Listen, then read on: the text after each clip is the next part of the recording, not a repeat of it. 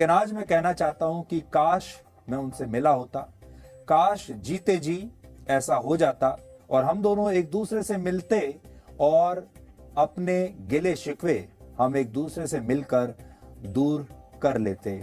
आज मैं सोचता हूं काश ऐसा होता।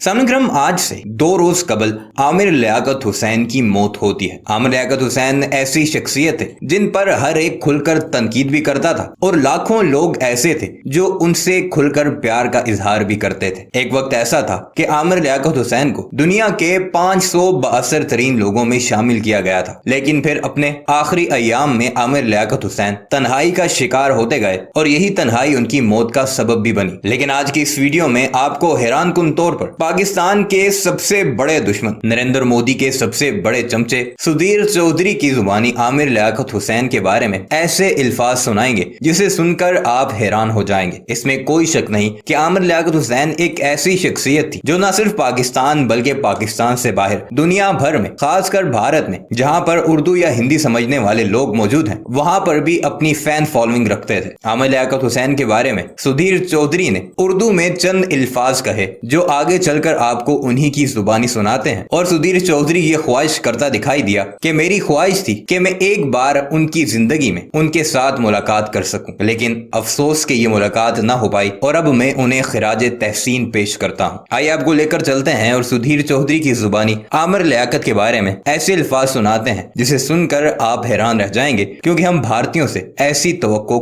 कम ही रखते हैं। मगर वीडियो पर आगे बढ़ने से पहले आपसे गुजारिश है कि हमारे इस चैनल को जरूर सब्सक्राइब कीजिएगा और कमेंट सेक्शन में अपनी कीमती राय का इजहार भी जरूर कीजिएगा। अब हम पाकिस्तान के एक बहुत मशहूर और लोकप्रिय टीवी एंकर जो कि वहां के सांसद भी थे, उनका नाम है आमिर लियाकत। उन्हें हम श्रद्धांजलि देना चाहते हैं, जिनकी 49 वर्ष की उम्र में संदिग्ध परिस्थितियों में पाकिस्तान में मौत हो गई। कहने को तो आमिर लियाकत से मेरा और जी न्यूज का रिश्ता बहुत ही कड़वा था, क्योंकि आमिर लियाकत अक्सर अपने कार्यक्रमों में हमारे बारे में बहुत कड़वा बोलते थे, बहुत आपत्तिजनक बातें बोलते थे। लेकिन आज उनके जाने के बाद ये नफरत का रिश्ता भी हमेशा के लिए दफन हो गया और आज भारत का एक एंकर पाकिस्तान के दूसरे एंकर को सारी कड़वाहट भुलाकर श्रद्धांजलि देना चाहता है और उसे कहना चाहता है कि दोस्त, अपने आगे का सफर बहुत शांति के साथ तय करें, भगवान उनकी आत्मा को बहुत शांति दे। 49 वर्ष के आमिर लियाकत पाकिस्तान में एक बहुत जाना माना चेहरा थे। वो पाकिस्तान के पूर्व प्रधानमंत्री इमरान खान की पार्टी तहरीक-ए-इंसाफ के सांसद थे और वर्ष 2004 से 2007 तक पाकिस्तान की सरकार में धार्मिक मामलों के मंत्री भी थे। इसके अलावा पाकिस्तान में उन्हें एक बहुत बड़े एंकर के तौर पर जाना जाता था। उन्होंने पिछले 2 दशकों में पाकिस्तान के कई न्यूज चैनल्स के साथ काम किया और जब वर्ष 2002 में पाकिस्तान के मीडिया ग्रुप जंग पब्लिकेशंस ने अपना नया चैनल लॉन्च किया था जिसका नाम है जियो न्यूज, तब आमिर लियाकत सबसे बड़े न्यूज एंकर माने जाते थे और उन्होंने आलिम ऑनलाइन नाम से एक धार्मिक कार्यक्रम भी शुरू किया था जिसने उन्हें काफी लोकप्रियता दिलाई। और यही वजह है कि अब पाकिस्तान में उनकी मौत एक नेशनल हेडलाइन बन गई है और उनकी मौत को लेकर कई तरह के दावे किए जा रहे हैं। पाकिस्तान की सरकार और पुलिस ने यह कहा है कि मृत्यु वाले दिन आमिर लियाकत ने खुद को अपने कमरे में बंद कर लिया था और इस दौरान उनके घर में जो लोग काम करते थे उन्होंने उनसे कोई संपर्क करने की कोशिश नहीं की और जब उनके कमरे का दरवाजा तोड़ा गया तो वो बेहोशी की हालत में मिले, जिसके बाद उन्हें अस्पताल लाया गया जहां डॉक्टरों ने उन्हें मृत घोषित कर दिया। इस थ्योरी के आधार पर यह कहा जा रहा है कि उनकी मृत्यु हार्ट अटैक से हुई है। हालांकि उनके ड्राइवर का कहना है कि मौत से एक दिन पहले जब वो आमिर लियाकत से कुछ बात करने गए तो उन्होंने आमिर लियाकत को अपने कमरे में किसी से फोन पर बहुत जोर से चिल्लाते हुए बात करते हुए सुना और इसलिए हो सकता है कि यह झगड़ा उनकी मौत का कारण बन गया हो। फिलहाल पाकिस्तान की पुलिस इस पूरे मामले की जांच कर रही है और उनकी मृत्यु को लेकर उनकी तीसरी पत्नी से भी पूछताछ हो सकती है, जिन्होंने हाल ही में आमिर लियाकत पर मारपीट करने का आरोप लगाया था और उन्हें जबरदस्ती ड्रग्स देने का आरोप लगाया था और इसके खिलाफ उन्होंने तलाक की मांग की थी।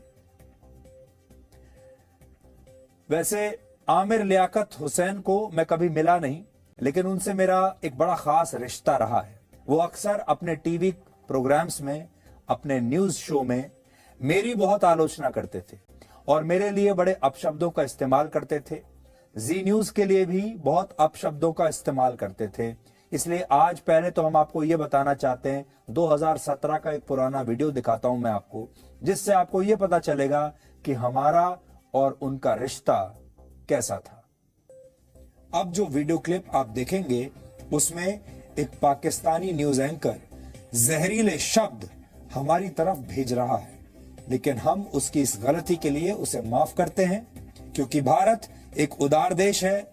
हम दान देने में यकीन रखते हैं और अगर इससे किसी का भला होता है तो उससे सद्बुद्धि मिलती है, तो हमें इसमें कोई आपत्ति नहीं है।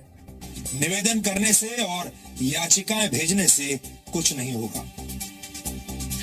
पाकिस्तान में जी न्यूज प्रतिबंधित है। जी न्यूज पर बैन लगा हुआ है, कोई भी जी न्यूज देख नहीं सकता और हमारी न्यूज रिपोर्ट्स को दिखाकर भारत विरोधी प्रोपेगेंडा करते हैं। आपने देखा, आपको भाषा पर गौर करना चाहिए। पाकिस्तान के एक टीवी चैनल की ये भाषा कैसी लगी आपको? आज हमने आपको भारत के मन की बात बताई, लेकिन ये पाकिस्तान के मन की बात थी। पाकिस्तान क्या सोचता है हमारे बारे में, हमारी फौज के बारे में और जो कुछ हो रहा है उसके बारे में। हम पाकिस्तान के मशहूर एंकर, वहां के पूर्व मंत्री और वहां के सांसद आमिर लियाकत के बारे में बात कर रहे थे, जिनकी सिर्फ 49 वर्ष की उम्र में संदिग्ध परिस्थितियों में मृत्यु हो गई है। जो मृत्यु है वो सब कुछ समाप्त कर देती है। रिश्तों में जो कड़वाहट होती है उसे भी समाप्त कर देती है और मृत्यु के बाद कोई दुश्मन नहीं रहता।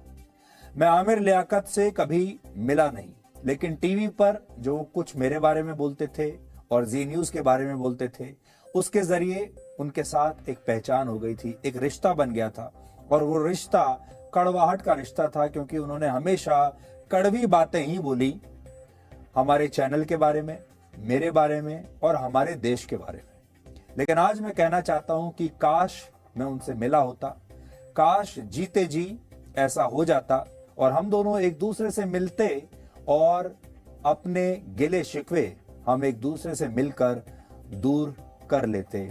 आज मैं सोचता हूं काश ऐसा होता। यह रिश्ता चाहे जैसा भी हो, लेकिन आज मैं सारी कड़वी यादों को भूलकर उन्हें श्रद्धांजलि देना चाहता हूं।